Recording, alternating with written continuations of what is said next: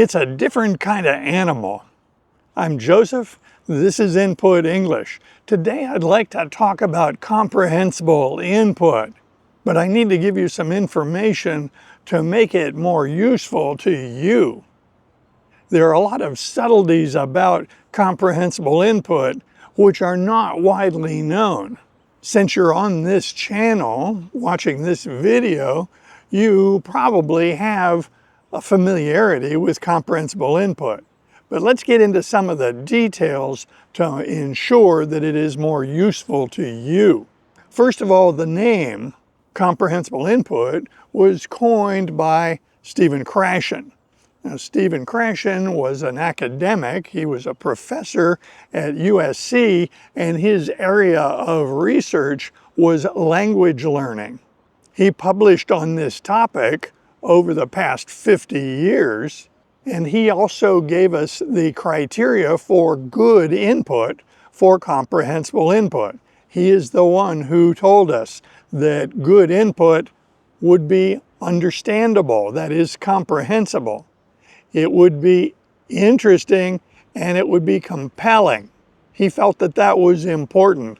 The presentation of this input that we want should draw us into the story, keep our mind affixed to the content rather than wandering off to something more interesting. Those of us using comprehensible input to acquire language are wise to use those three criteria when we choose our input.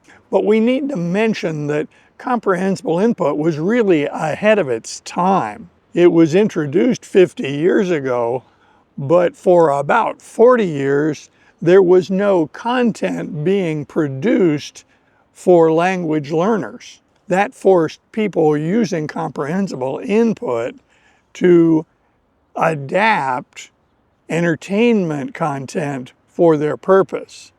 Because of this, a lot of language learners spent a lot of hours watching cartoons like Peppa Pig and SpongeBob. Now, I have tried watching cartoons to acquire language, and I found those cartoons boring to an adult. Over the past 10 years, we have seen some producers creating content for comprehensible input. I should specifically mention Pablo Roman and his colleagues at Dreaming Spanish. They were truly pioneers in this area. The Dreaming Spanish website has over 7,000 videos.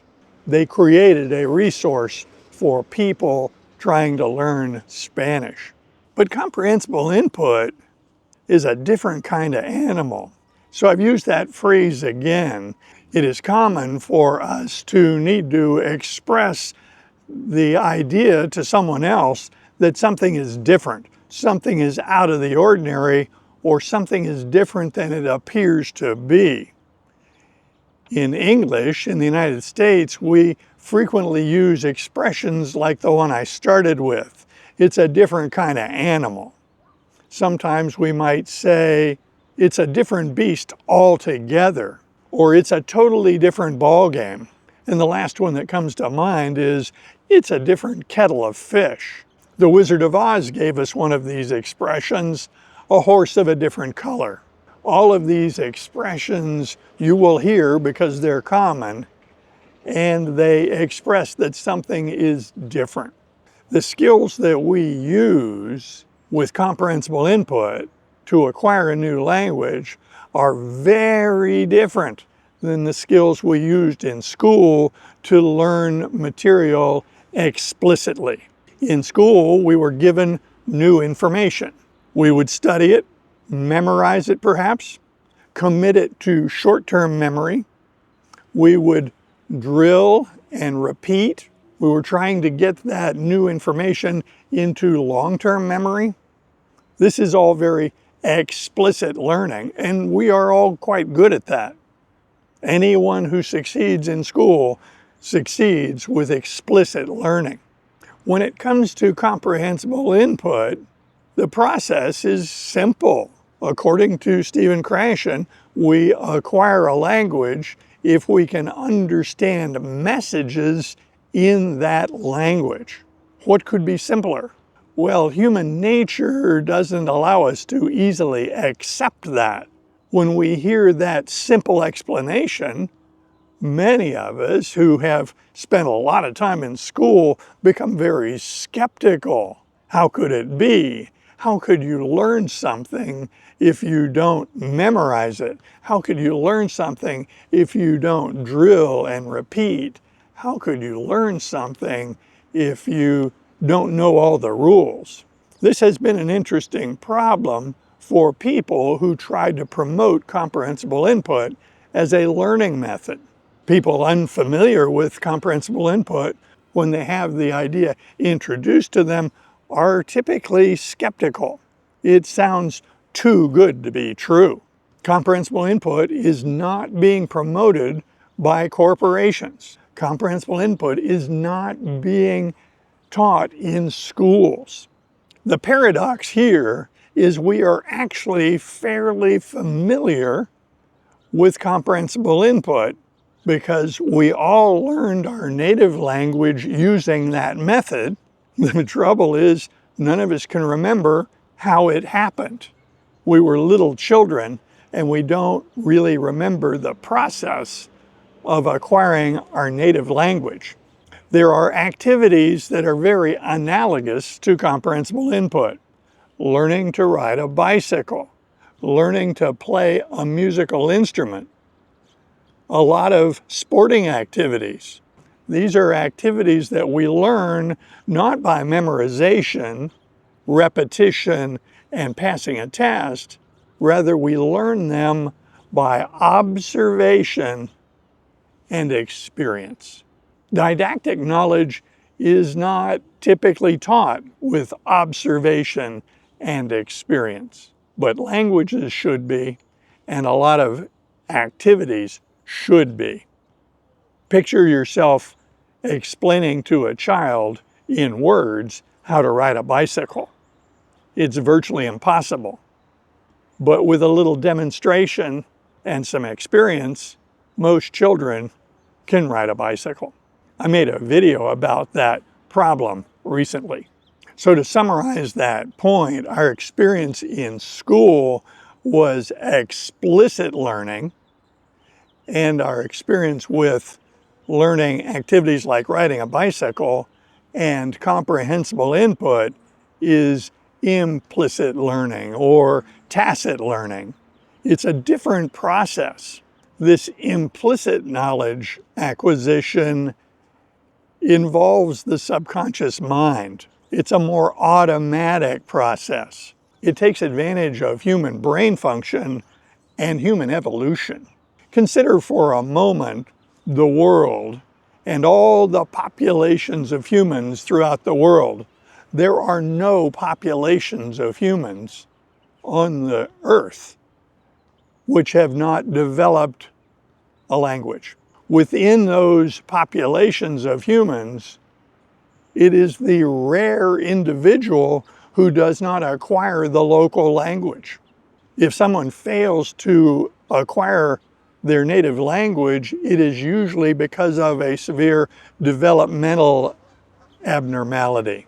Normal individuals do not fail to learn their native language. It appears that the human brain has evolved this way because there is great survival value in being able to communicate with other members of the community. The Industrial Revolution brought us a lot of things, including mass education of the population. Prior to the Industrial Revolution, widespread education of populations was not very common. With the development of teaching methods in school for mathematics, sciences, geography, and history, it was assumed that languages should be taught the same way. So during the 20th century, we saw very disappointing results when large numbers of people studied languages by traditional methods of studying the structure of the language, the vocabulary, and the grammar. During the 20th century, it was uncommon for people to take classes in school in languages and become proficient in those languages. Failure was the predictable outcome. One of the challenges we have with comprehensible input is that people judge it referencing their experience in school. People are used to memorizing, studying, drilling, and performing on tests. So when you present the concept of comprehensible input, again, it seems too good to be true. One of the criticisms that has been leveled against comprehensible input is that it is passive. Again, referencing the active learning that we did to explicitly learn facts in school. I would submit that learning a language with comprehensible input is not passive. It takes a lot of concentration to stay focused on that content. It takes significant motivation to accrue the thousands of hours of input needed to acquire a language. There is nothing passive about this. When people try to learn a new language, in this case English, the two most common problems they have along the way is difficulty understanding spoken language with native content. They can't understand native speakers, and then their ability to speak is even more of a problem. With comprehensible input, using implicit or tacit learning techniques of observation and experience, we acquire the ability to understand native speakers. It takes thousands of hours. Once that step has occurred, we are very well positioned to start producing our own language. Speaking in the target language is the normal outcome if one gets enough input. The language simply emerges. Opportunities arise and people speak. One of the big, interesting problems with comprehensible input is that relatively few people know about it. It's not being promoted widely. It is very predictable that most of the people you know will be unfamiliar with this. And if you try to explain what you are doing, how you're trying to learn English, they may not understand. They may express skepticism, and they may consider that your behavior is foolish. Remember, comprehensible input is ahead of its time. There are many reasons it is not well known within populations. There is little corporate activity in this arena. It is very difficult to monetize comprehensible input content. The return on investment has not been good enough to attract major corporate players. So currently, the content that is available to us is being produced at the grassroots. It's being produced by relatively small groups of people who are passionate about language learning and feel compelled to generate useful content. Most of us who do this feel that we are building a bridge to native content. This concept was expressed by Pablo Roman. It was also expressed by Juan Fernandez.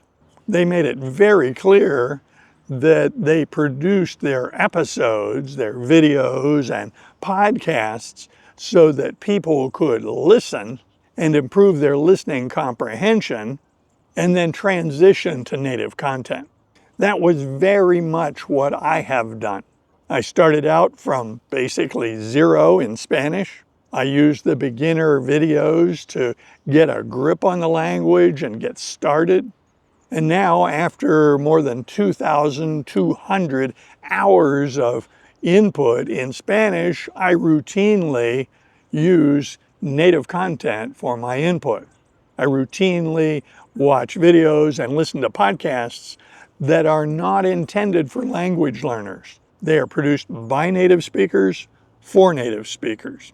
If you need more information on how comprehensible input works, I have a lot of videos on that topic, and most of them reside in the language learning playlist. In the next video, I will share some very specific ideas on how to most efficiently use comprehensible input to acquire English. I invite comments below, and if you like videos like this, be sure to click on this one next. See you soon.